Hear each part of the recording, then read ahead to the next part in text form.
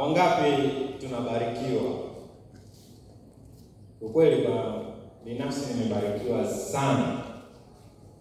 Nachomshukuru Mungu ni kwamba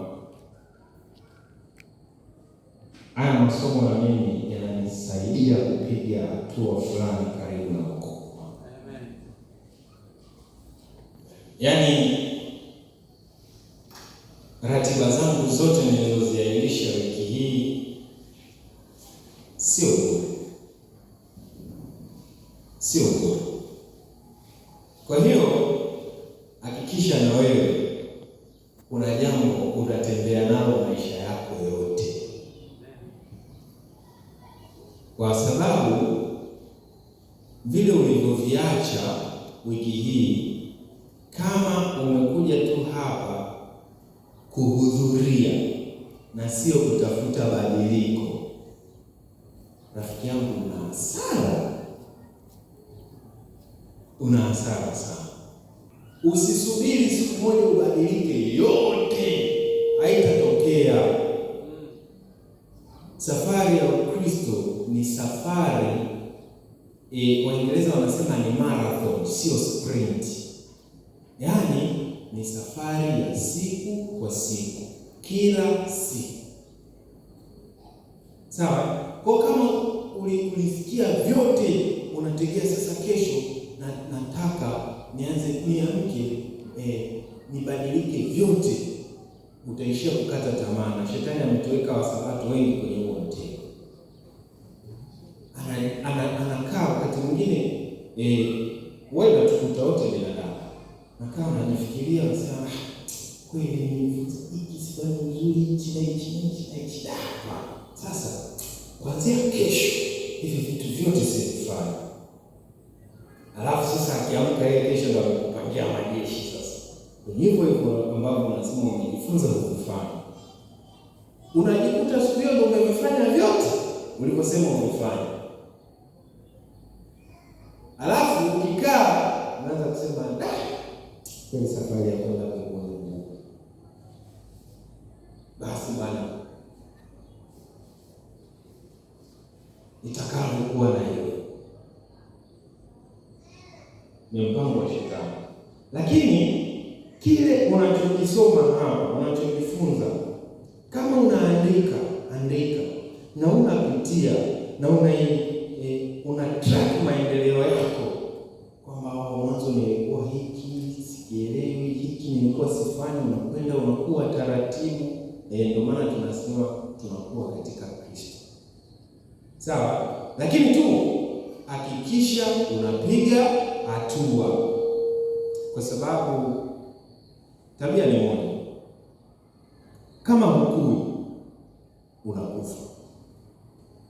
Yaani nikupe hiyo principle rahisi. Kama hukui unakufa. Kama unajiona wewe ulipokuwa 2020, yaani Ukristo wako ulipokuwa 2020 ndivyo ulivyo 2026, usiseme mimi Ukristo wangu nina maintain. Who maintain? Wewe unakufa kama hujapiga hatua. Kwa hiyo Ukristo hakuna kumaintain, ni mawili, ukue au ufe. Kwa hiyo hakikisha unakuwa. Yaani hakikisha vile vitu ambavyo ulikuwa uviwezi mwaka 2026, 2027, ukijipima unaona Mungu anakusaidia, kuna mahali unafika. Jamani, Bwana ni mwema wakati wote.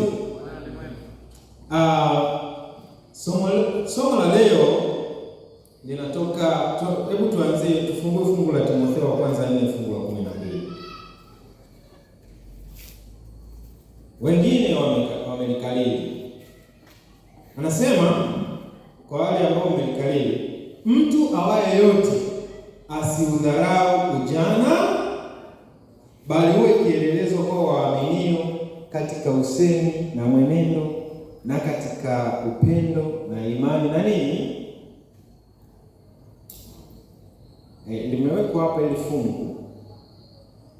Kama tungesema somo lijikite kwenye hili fungu, basi tusingegusa yale ambayo leo tulielekezwa kuyagusa.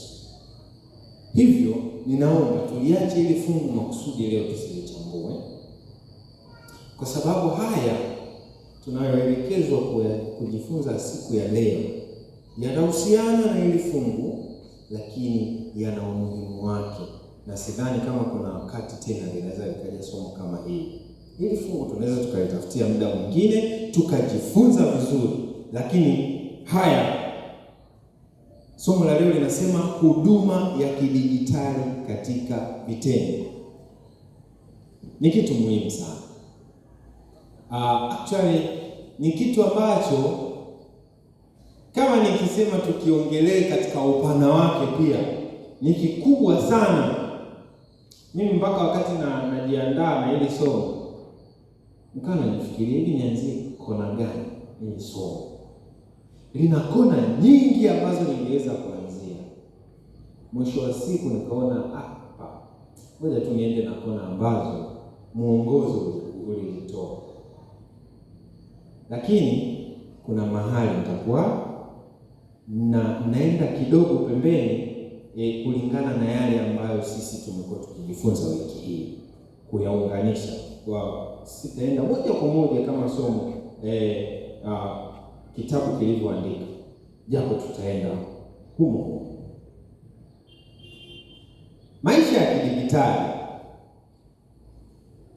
hakuna asiyejua sasa hivi.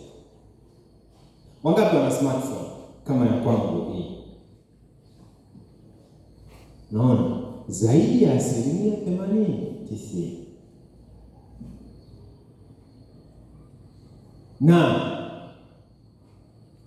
kawaida ukiamka asubuhi simu umeishika, iko hapo, si ndio?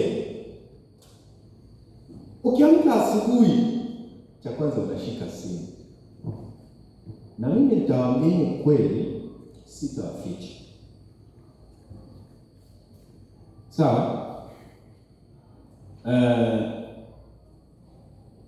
Hata mimi nikiamka asubuhi lazima nishike simu. Tunafanana japo tunatofautiana.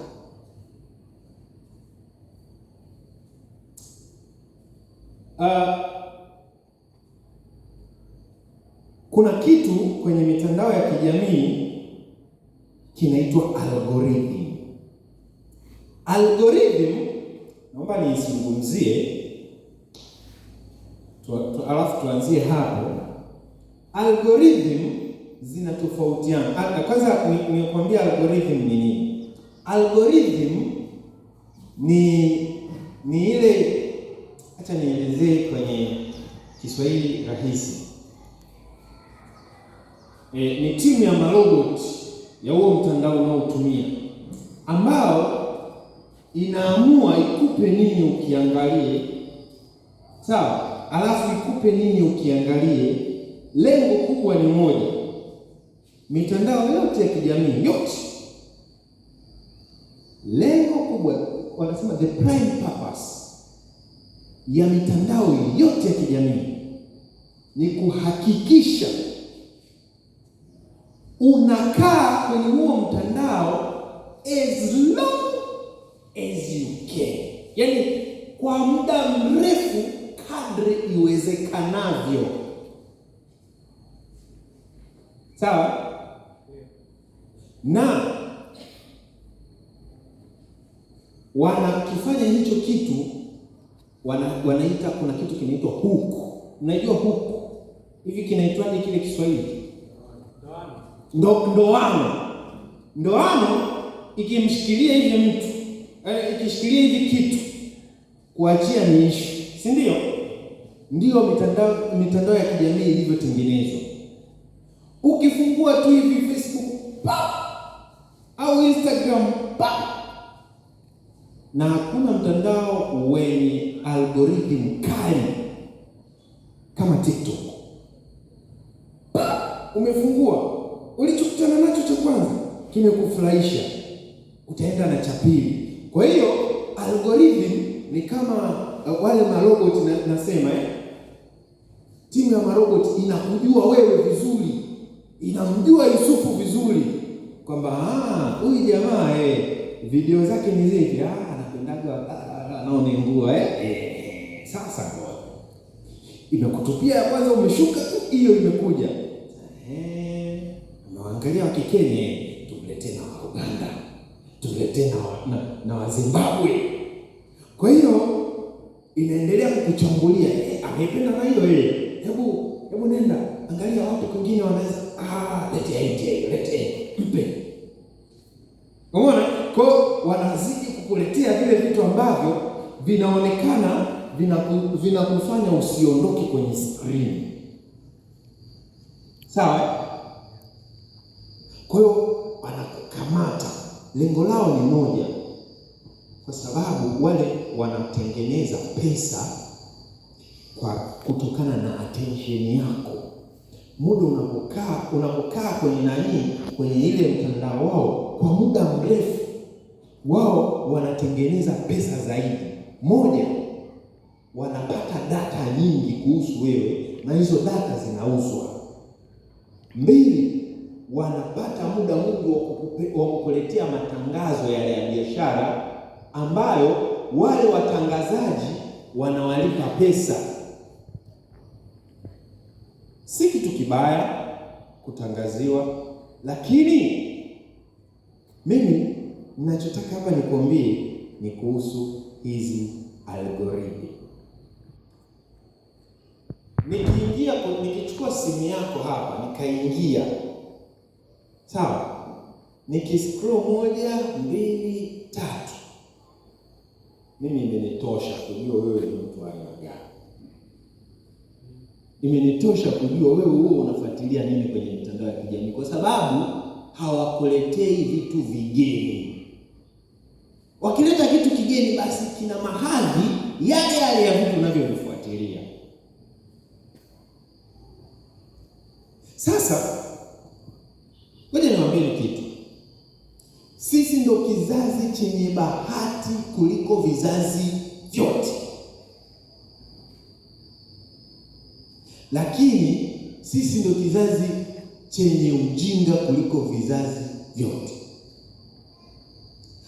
Tuna access, yani tuna uwezo wa kufikia kila aina ya elimu duniani, na bado sisi ndio wajinga na tunaweza kuchotwa akili kuliko vizazi vingine vyote.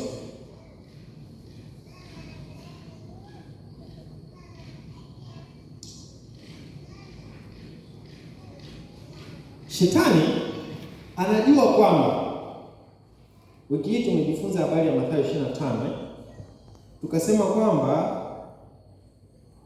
kuna aina kuu tatu za watu ambao Yesu mara ya mwisho katika mahubiri yake aliwazungumzia kwamba ndio watakao kwenda mbinguni. Mnakumbuka? Tukasema wa kwanza, watu wanaofanya nini? Wanaohakikisha taa zao zinawaka. Si ndio tuliwasema kutoka kwenye story ya wanawali watano wapumbavu na watano waelewa. Tukaja story ya pili tukasema watu wanaotumia talanta zao. Si ndivyo? Ya tatu, japo hatujaigusia, lakini tumesema ni watu ambao wanaishi ili kuwahudumia wanadamu wenzao. Yesu akawa amemaliza sura ya 25 ya Mathayo kwa kutaja tabia hizo tatu za watu ambao watakwenda wapi? Hivi unajua mitandao ya kijamii inatupa nafasi zote za kufanya ya mambo matatu, na bado sisi ndio tunaongoza kwa kutokulifanya hata moja. Katika mitandao ya kijamii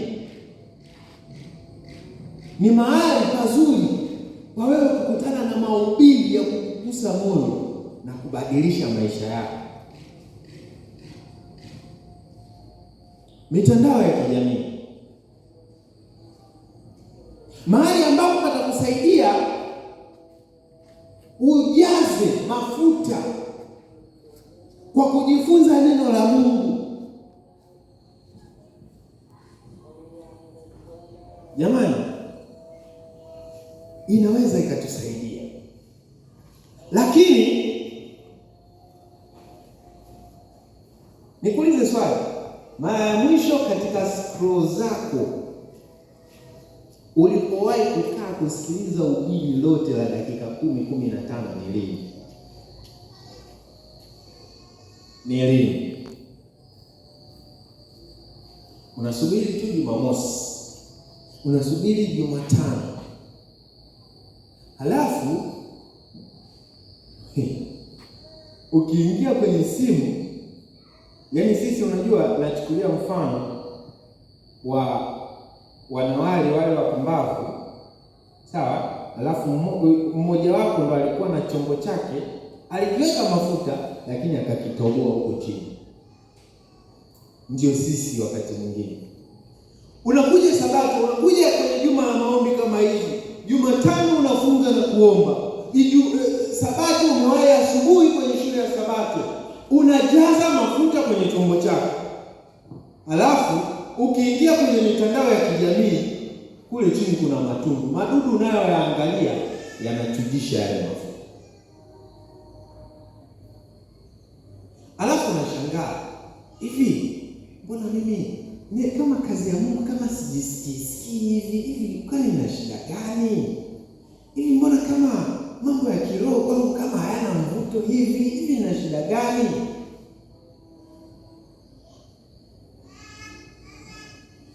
Jambo la pili, mitandao ya kijamii ni mahali pazuri pa kuonyesha talanta yako, si ndivyo? Mahali pazuri, unaimba, kuna watu unaona anachukua clip kake kazuri, anaimba, anaposti. Unahubiri, chukua clip yako, post.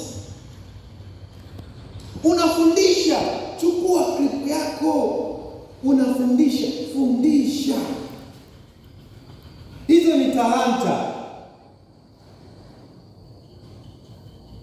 Lakini pia tuje kipengele cha kuwahudumia wanadamu wengine.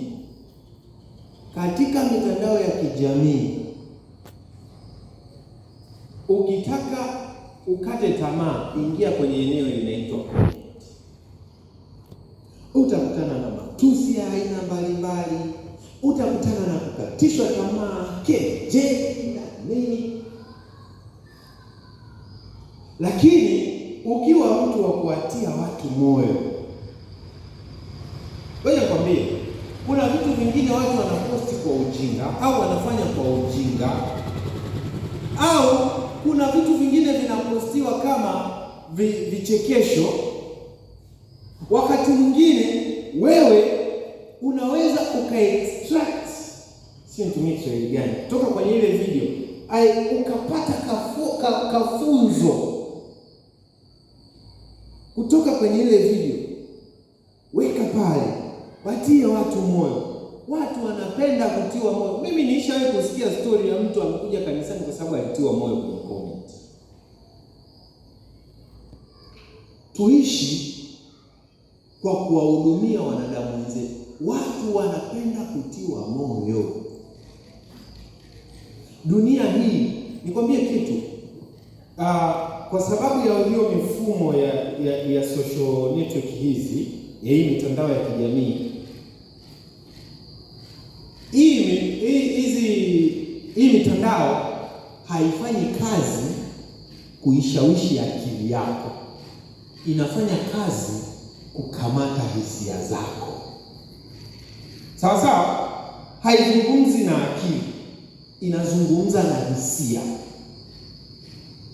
Sawa? Na ndio maana kuna time ukikutana na wifi hapo, umefungua TikTok, unaweza ukashangaa masaa 3-4 yamekata na ujui yamekata vipi.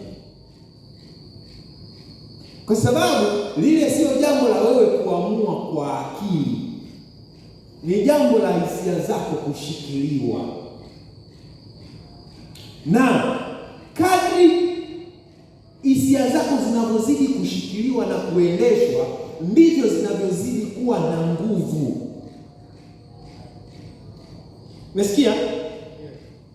Nisikilizeni ndugu zangu, na hii ndio sababu familia nyingi siku hizi, binadamu tumekuwa hatueleweki, familia hazikai, mahusiano hayadumu, yaani kila kitu ni tafarani, kanisani changamoto, neno la Mungu halikai.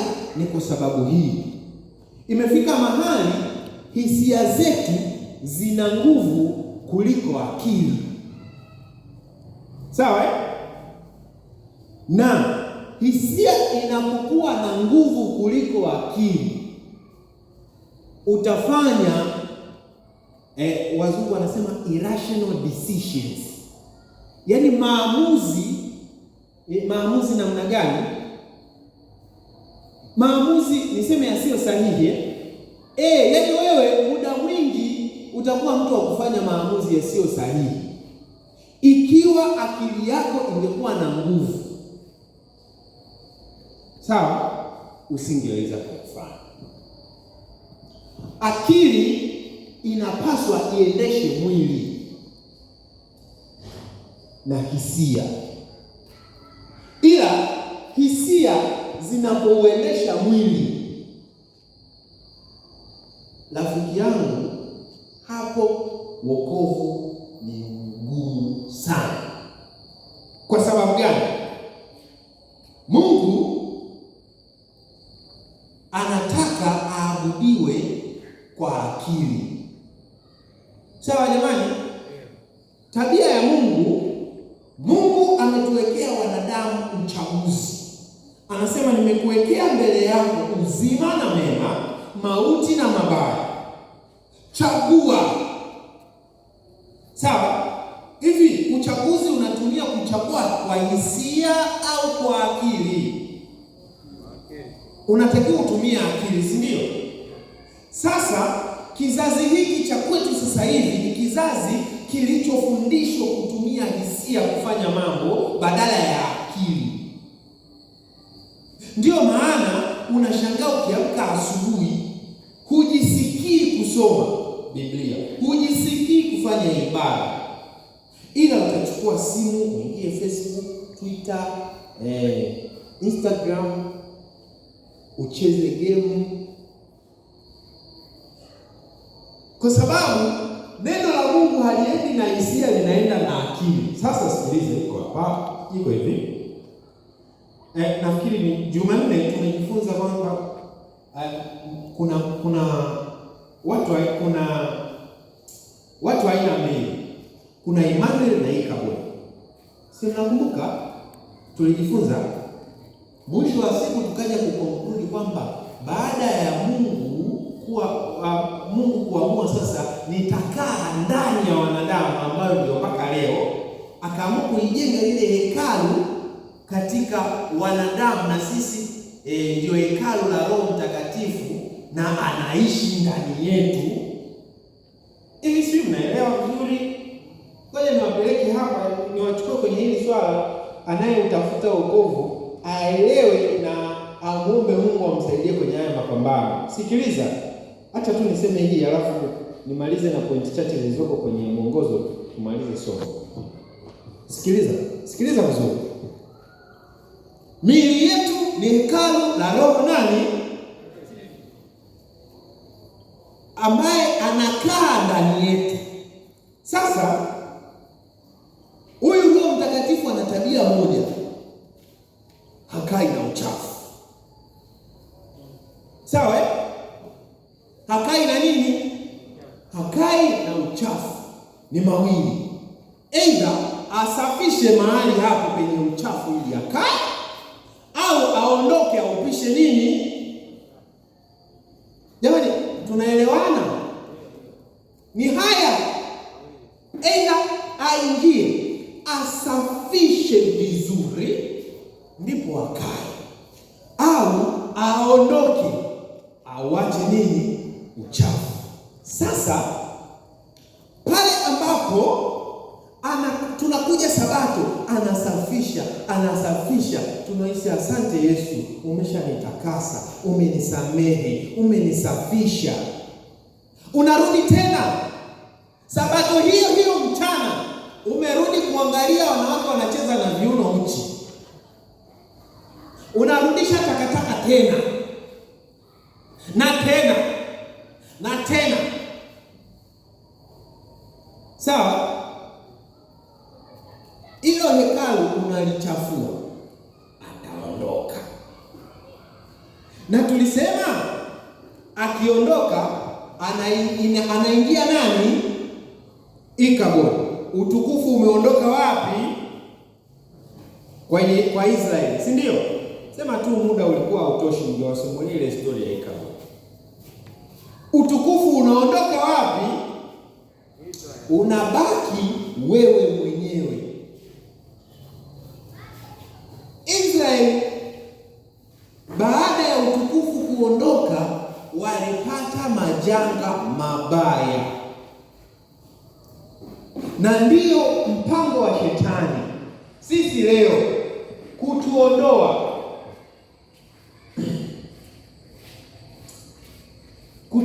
katika uwepo wa Mungu ili yatupate mabaya. Akili yetu hivi, mnafikiri ni kwa nini tunasema muhuri wa Mungu utapigwa katika vipaji vya nyuso za watu wake? Hivi mnaelewa hiyo maana yake? Hakuna hata siku moja utakuja kusikia eti malaika ameshuka kutoka mbinguni naanza na dole muhuri, nakuja kwa Ayubu muhuri. Haipo. Au kuna naongea vitendawili. Anyway, ngoja niwaambie kidogo. Hivi katika kipindi hiki cha mwisho, sawa, kabla ya kwenda mbinguni, kabla ya kuachiwa kwa zile pepo nne za dunia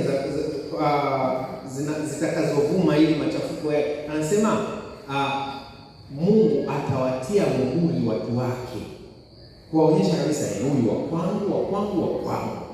Siku atakapokuja anawachukua wale aliowatia muhuri kwenda nao mbinguni. Sasa kuwatia huko muhuri, hutakuja kuona malaika anakuja kukutia hivi muhuri. Kitendo cha wewe kutiwa muhuri ni process. Sawa? Na kutiwa muhuri ni nini? Hapa mbele hivi wakati unajifunza habari za ubongo, uliambiwa ubongo wa mbele unashughulika na nini? Jamani, ubongo wa mbele unashughulika na nini? Matendo ya hiari. Ibada ni matendo ya hiari, uamuzi. Sawa? Kufanya maamuzi aidha ya kumfuata Yesu au kutokumfuata Yesu. Kwa hiyo wale wanaofanya maamuzi kwamba Bwana, mimi dunia hapana, naamua kushikamana na Yesu, ndio watakaotiwa muhuri. Sasa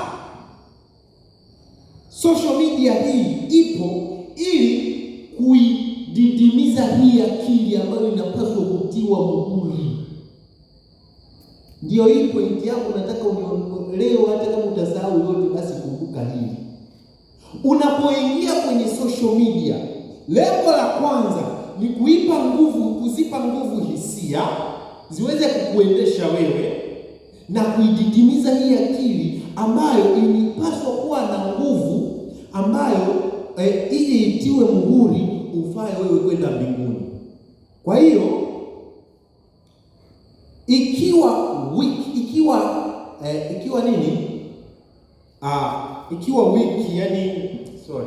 nisamehe, inategemea na vitu ambavyo mara nyingi wanavisoma. Ikiwa dhaifu, kwa mnisamehe, kuna wakati nafanya sana code switching na changanya.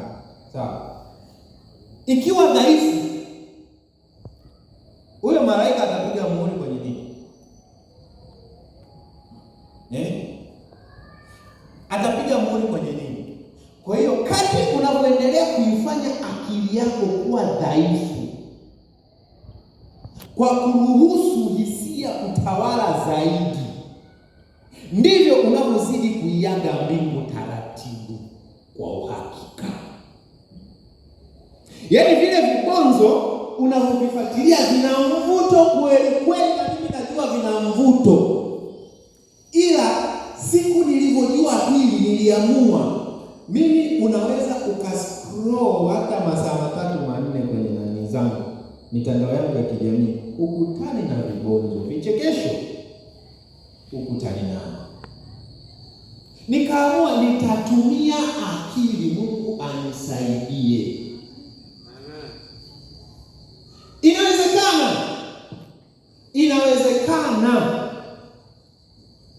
Inawezekana ukifungua tu nani yako ukakutana na Pastor Baga, akakupa neno zuri likakujenga usisahau. Inawezekana ukakutana na posta moja nzuri yenye fungu zuri au yenye comment kote nzuri ikakutia moyo. Inawezekana, ila sio uamue kabisa, sitaki vitu vya kujifanya nijisikie. I don't want to feel good. Sikiliza, kadri unavyotaka ku feel good, yaani unataka ujisikie, nijiburudishe. Burudani na ibada ni vitu viwili tofauti, havijai kukutana. Ni kama kaskazini, kusini na kaskazini, haviwezi kukutana. Burudani,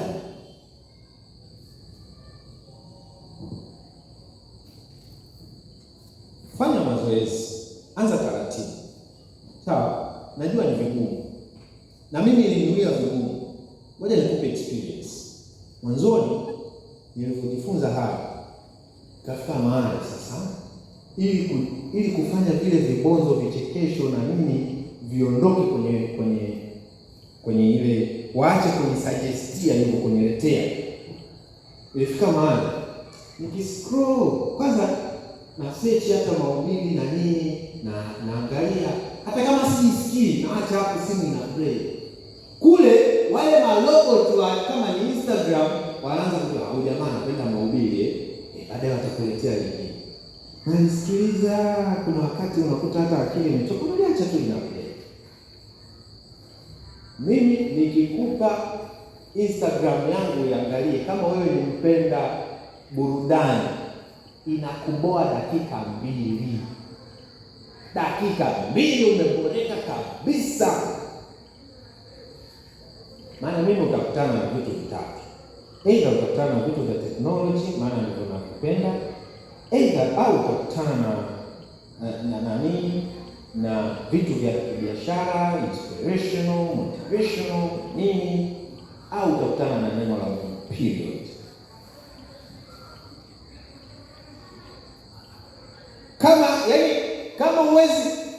Kama huwezi kutumia akili, kwa sababu hivi vyote vinataka utulivu wa akili.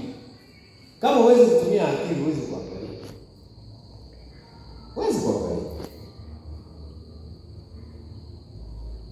Ni safari. Mungu atusaidie, kwa sababu ni vitu vinaonekana vidogo alafu vizuri, vitamu, ila ndivyo vinavyotutenga mbali na Mungu. Hivyo jamani, uwanja wa vita, pambano kuu hili, uwanja wa vita. Mlishawahi kusikia pambano kuu kati ya Yesu na Shetani, ulingo utakuwa taifa? Mlishawahi kusikia? Hivi mnafikiri ulingo uko wapi? Ulingo huko kwenye akili yako, wanagombania hapo kwenye akili yako. Inapozidi kuwa dhaifu, ndiyo nafasi nzuri ya Shetani kushinda. Inapozidi kuwa na nguvu, ndivyo unapozidi kuchanganua vizuri, jema na baya, pumba na ngano. Mwisho wa siku anasema nachagua ngano, achana na pumba. Shetani anataka uchukue pumba. Ndio maana hata unapoangalia vile vituko, ukiangalia watu wako uchi, wewe huwezi kutembea uchi, lakini pale ulikuwa unaangalia kwa sababu unazifuata hisia zako. Kama ingekuwa ni akili zako usingeweza kufanya vile. Pointi yangu kubwa ni kwamba tujifunze kufanya hivi vitu kwa akili. Sawa wapendwa? Jamani, wakati tumegawana.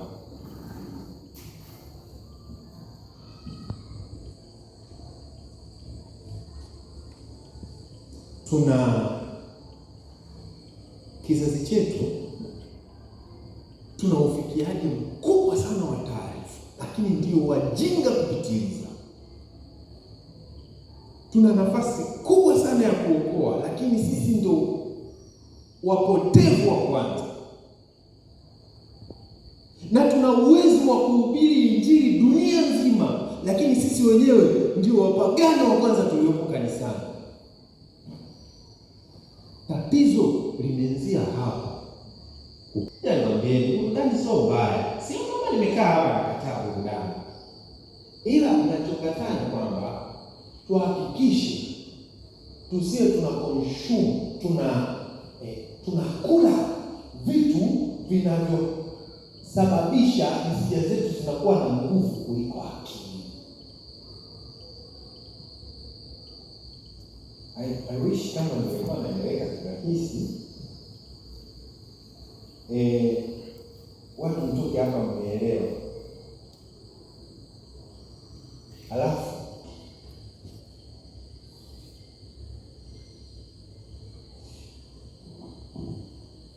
mimi jamaa labda kwa jinsi anavyochambuaga, akikutana na fungu akiamua kulichambua, au jamaa inawezekana ana kabati fulani kubwa nyumbani limejaa vitabu, kwa anajua hili fungu naenda nachomoa kitabu kile, au nachomoa kablasha lile nikalichambua.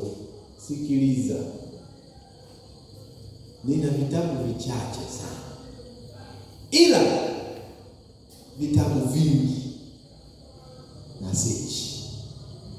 Yaani tuna knowledge yote. Kwa mfano, vitu vyote nilivyoviongea wiki hii, vyote na mimi nilisearch.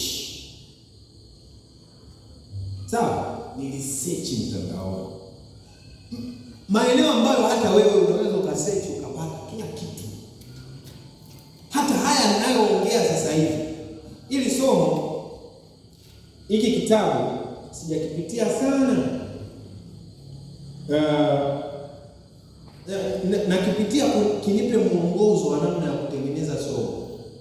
Lakini si vitu vyote navitoa kwa sababu na search. Kwa hiyo sio jambo geni. Sawa? Internet ina faida. Na ndio maana leo tuko hapa kuambizana. Sisi ni vijana, lazima tuambizane ukweli. Ni vijana, lazima tuambizane ukweli. Wakati huo niwatakie jioni njema. Bwana atubariki, atukumbushe kwamba kila tunapotumia mitandao ya kijamii tunapaswa kuhakikisha akili iko intact. Yaani akili iko inafanya kazi. Kuliko nini? Jamani, kuliko nini? Hiyo ndio pointi yangu kubwa kwa siku ya leo. Bwana akubariki kwa jina la Yesu Kristo. Amina. Karibu.